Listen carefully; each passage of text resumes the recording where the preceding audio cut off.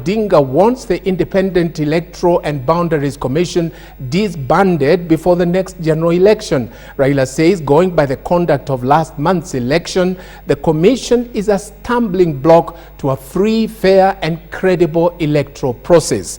And as KTN's Sophia Wanuna reports, Raila's allies are not keen to have him back into parliament through the back door. It was a feast at the Carnival restaurant.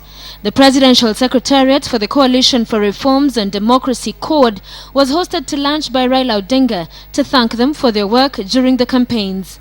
Each one of you did a wonderful job, and together you made us achieve what we did achieve.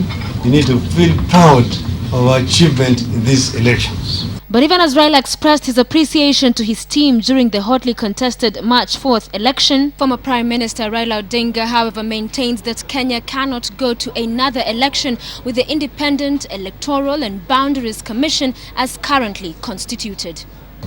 So even if we had gone for a runoff, the result would not probably have been different. And that's why I'm saying that IBC is the problem, not the people, not our campaign, not God.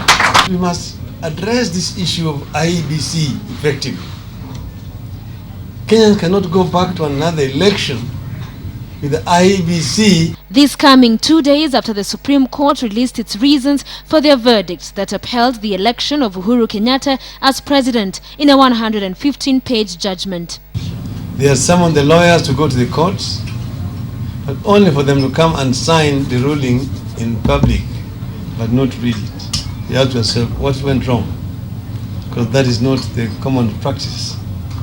But that is because of a lot of contradictions that are in that judgment itself, which are shortly going to come out and they are going to be made public. On his part, Budalangi Senator Ababu Namwamba said that it would be demeaning for Raila to return to parliament, as has been suggested by some of his supporters. Parliament is now too small for you, Your Excellency. It is unthinkable to have you, Your Excellency, sitting in that house and your opposite counterpart is one Eden Duale. No. The party leaders encouraged the Secretariat and their supporters to walk with their heads held high and avoid blame games following the poll defeat. But here we are, winners without a trophy. And wisdom has it that when you trip and fall, your resilience will never be judged by how long you remain on the ground, but how quickly you come up. Whatever did happen, we've lost the elections now. We cannot keep on complaining all the time that our votes were stolen, our votes were stolen. Where were we? Where were we when these things were happening? We were in the government.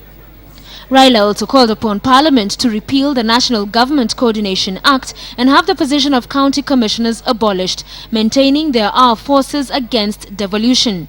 Former Vice President Kalonzo Musyoka was absent at the luncheon as he was attending the funeral of Justice Philip Waki's wife. Sophia Wanuna, KTN.